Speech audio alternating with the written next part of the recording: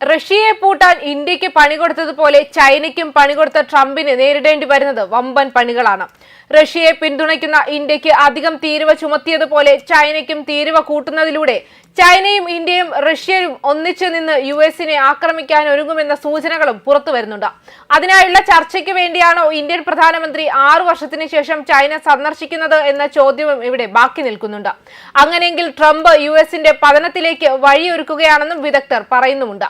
റഷ്യയിൽ നിന്നുള്ള എണ്ണ ഇറക്കുമതിക്ക് ഇന്ത്യക്ക് നേരത്തെ പ്രഖ്യാപിച്ച 25% തീരുവയ്ക്ക് സമാനമായി ചൈനയ്ക്ക് മേലും അധിക തീരുവ ചുമത്തുമെന്ന് യുഎസ് പ്രസിഡന്റ് ഡൊണാൾഡ് ട്രംപ് ബുധനാഴ്ച വ്യക്തമാക്കിയിരുന്നു. അത് സംഭവിക്കാം, എനിക്ക് ഇതുവരെ നിങ്ങളോട് പറയാൻ കഴിയില്ല എന്ന് ട്രംപ് പറഞ്ഞു. ഇന്ത്യയുമായി ഞങ്ങളത് ചെയ്തു, മറ്റ് 2 രാജ്യങ്ങളുമായി ഞങ്ങളത് ചെയ്യുന്നുണ്ടാകാം, അതിലൊന്നാണ് ചൈന. റഷ്യയിൽ നിന്ന് എണ്ണ വാങ്ങുന്നത് തുടരുന്നതിന് ഇന്ത്യക്ക് മേൽ കൂടുതൽ ദ്വിതീയ ഉപരോധങ്ങൾ ഏർപ്പെടുത്തുമെന്ന് മുന്നറിയിപ്പ് നൽകിയതിനു ശേഷമാണ് ട്രംപ് ഈ പരാമർശം നടത്തിയത്. നേരത്തെ റഷ്യയിൽ നിന്നുള്ള എണ്ണ ഇറക്കുമതി തുടരുന്നതാണ് ഇന്ത്യൻ ഉൽപ്പന്നങ്ങൾക്ക് 25% അധിക തീരുവ ചുമത്താൻ കാരണമെന്ന് ട്രംപ് ചൂണ്ടിക്കാട്ടിയിരുന്നു.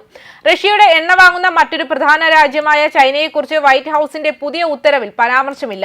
എന്നിരുന്നാലും മോസ്കോയുമായുള്ള ഊർജ്ജ വ്യാപാരം തുടർന്നാൽ ചൈനയ്ക്ക് തീരുവ നേരിടേണ്ടി വരുമെന്ന് US treasury secretary Scott Bessent കഴിഞ്ഞയാഴ്ച മുന്നറിയിപ്പ് നൽകിയിരുന്നു. സ്റ്റോക്ക്ഹോമിൽ യുഎസും ചൈനയും തമ്മിൽ 2 ദിവസത്തെ വ്യാപാര ചർച്ചകൾക്കിടെയാണ് ഈ മുന്നറിയിപ്പ് നൽകിയത്.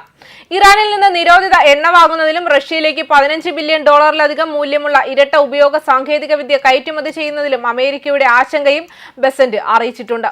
ഉക്രൈനിലെ മോസ്കോയുടെ യുദ്ധശ്രമങ്ങൾക്ക് ഈ ഉപകരണങ്ങളാണ് കരുത്തു പകരുന്നത്.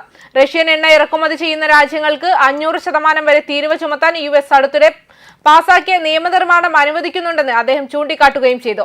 ഈ നീക്കം സഖ്യകക്ഷികളെയും സമാനമായ നടപടികൾ സ്വീകരിക്കാൻ പ്രേരിക്കുമെന്ന് അദ്ദേഹം വ്യക്തമാക്കി.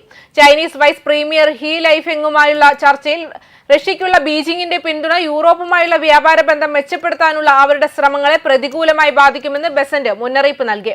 ഇതിന് മറുപടിയായി ചൈനീസ് വിദേശകാര്യ മന്ത്രാലയം എക്സിൽ പോസ്റ്റ് ചെയ്തു. നമ്മുടെ ദേശീയ താൽപര്യങ്ങൾ നിറവേറ്റുന്ന രീതിയിൽ ചൈന എപ്പോഴും ഊർജ്ജ വിതരണം ഉറപ്പാക്കും. റഷ്യയുടെ എണ്ണയുടെ ഏറ്റവും വലിയ ഇറക്കുമതിക്കാരിൽ ചൈന തുടരുകയും ചെയ്യുന്നുണ്ട്. പ്രതിദിനം 2 ദശലക്ഷം ബാരൽ ഇറക്കുമതി ചെയ്യുന്നു. ഇന്ത്യയും തുർക്കിയെയും മറികടന്ന് മുന്നിലാണ് ചൈന. അതേസമയം 6 വർഷങ്ങൾക്ക് ശേഷം പ്രധാനമന്ത്രി നരേന്ദ്രമോദി ചൈന സന്ദർശിക്കാൻ ഒരുങ്ങുന്നു. ഷാങ്ഹായ് സഹകരണ സംഘടന ഉച്ചകോടിയിൽ പങ്കെടുക്കുന്നതിനാണ് പ്രധാനമന്ത്രി ചൈനയിലേക്ക് പോകുന്നത്. ചൈനയിലെ ടിയാൻജിനിൽ പ്രധാനമന്ത്രി സന്ദർശനം നടത്തും. 2020 ഗൽവാൻ താഴ്വരയിലെ സംഘർഷത്തിന് ശേഷം ഇതാദ്യമായാണ് പ്രധാനമന്ത്രി ചൈനയിലേക്ക് യാത്ര ചെയ്യുന്നത്. ഓഗസ്റ്റ് 31 മുതൽ സെപ്റ്റംബർ 1 വരെ നടക്കുന്ന ഷാങ്ഹായ് കോർപ്പറേഷൻ ഓർഗനൈസേഷൻ ഉച്ചകോടിയിൽ പങ്കെടുക്കാൻ പ്രധാനമന്ത്രി നരേന്ദ്രമോദി ചൈനയിലെ ടിയാൻജിൻ സന്ദർശിക്കും. 2020 ഗാൽവാൻ താഴ്വര സംഘർഷത്തിന് ശേഷം ചൈനയിലേക്കുള്ള മോദിയുടെ ആദ്യ സന്ദർശനമാണിത്. 2019 അവസാന സന്ദർശനം. SCO ഉച്ചകോടിയിൽ പങ്കെടുക്കുന്നതിന് മുൻപ് പ്രധാനമന്ത്രി ഓഗസ്റ്റ് 30 ജപ്പാൻ സന്ദർശിക്കും. ജപ്പാനീസ് പ്രധാനമന്ത്രി ഫ്യൂമിയോ കിഷിംഗയ്ക്കൊപ്പം ഇന്ത്യ ജപ്പാൻ വാർഷിക ഉച്ചകോടിയിൽ പങ്കെടുക്കും. പ്രധാനമന്ത്രിയുടെ സന്ദർശനത്തിന് മുന്നോടിയായി പ്രതിരോധ മന്ത്രി രാജ്നാഥ് സിംഗും ദേശീയ സുരക്ഷാ ഉപദേഷ്ടാവ് അജിത് ഡോവലും ചൈന സന്ദർശിച്ചിരുന്നു. പലപ്പോഴും ചില പ്രതിസന്ധി സാഹചര്യങ്ങൾ വരുമ്പോൾ മോദി എടുക്കുന്ന നിലപാടുകൾ ഇതുപോലെ ഊഹാപോഹങ്ങൾക്ക് വഴിവെച്ചിട്ടുണ്ട്. ഇപ്പോഴത്തെ ചൈനീസ് യാത്ര ട്രംപിനെ ഒതുക്കാനുള്ള പോക്കാണോ എന്ന അഭ്യൂഹങ്ങൾ പരക്കുമ്പോഴും മോദി എന്താണ് മനസ്സിൽ കണ്ടിരിക്കുന്നത് പ്രവചിക്കാനാവില്ല എന്നതാണ് വാസ്തവം. കണക്കുകൂട്ടലുകളും കിഴിക്കലുമൊക്കെയായി രാജ്യം കാത്തിരിക്കുമ്പോൾ മോദി ഉറച്ച തീരുമാനങ്ങളിലൂടെ എത്തേണ്ടിടത്ത് എത്തിയിരിക്കും. ഉച്ചകോടിക്കിടെ ചൈനീസ് പ്രസിഡന്റ് ഷീ ജിൻപിങ്ങുമായി മോദി ഉഭയകക്ഷി ചർച്ച നടത്തിയേക്കും. കഴിഞ്ഞ വർഷം കസാനിൽ ബ്രിക്സ് ഉച്ചകോടിക്കിടെയാണ് അവസാനമായി നേതാക്കൾ കൂടിക്കാഴ്ച നടത്തിയത്. അതിർത്തിയിലെ സമാധാന ശ്രമങ്ങൾക്ക് കൂടുതൽ കരുത്തു പകരാൻ മോദിയുടെ ചൈനീസ് സന്ദർശനത്തിന് സാധിക്കുമെന്നാണ് വിലയിരുത്തൽ. ഡോളർ ആധിപത്യത്തെ വെല്ലുവിളിക്കുന്ന രാജ്യങ്ങളുടെ കൂട്ടായ്മയാണ് SCO. ഇന്ത്യ ചൈന രാജ്യങ്ങൾക്ക് പുറമെ റഷ്യയും SCO ഭാഗമാണ്. റഷ്യയിൽ നിന്ന് എണ്ണ വാങ്ങുന്നതിന്റെ പേരിൽ ഇന്ത്യക്ക് 50% താരിഫ് നടപ്പിലാക്കിയ US പ്രസിഡന്റ് ഡൊണാൾഡ് ട്രംപിന്റെ നടപടിയും SCOയിൽ ചർച്ച ചെയ്തേക്കും. ഡൊണാൾഡ് ട്രംപ് ബ്രിക്സ് രാജ്യങ്ങളെ ലക്ഷ്യം വെച്ചുള്ള സമയത്താണ് പ്രധാനമന്ത്രി മോദിയുടെ ചൈന സന്ദർശനമെന്നും ശ്രദ്ധേയമാണ്.